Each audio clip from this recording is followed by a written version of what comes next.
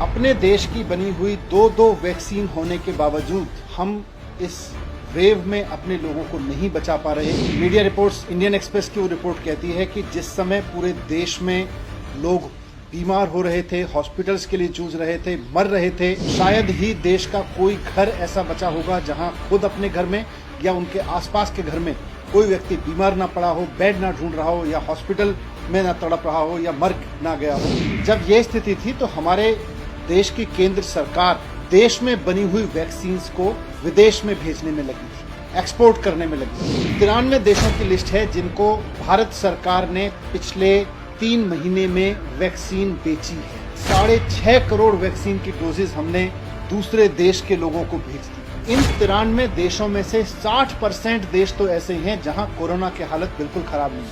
93 में से 88 देश ऐसे हैं जहां पर डेथ कोई बड़ा चैलेंज नहीं है। मार्च से लेके और अब तक हमारे देश में 1 लाख मृत्यु हो चुकी। हम इस वैक्सीन को 93 देशों को हम एक्सपोर्ट कर रहे हैं सिर्फ इसलिए कि केंद्र सरकार की इमेज बन सके।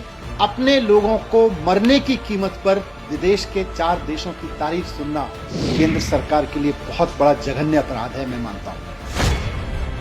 आप बताइए किस देश ने अपने लोगों की वैक्सीन काटकर विदेशों को दी?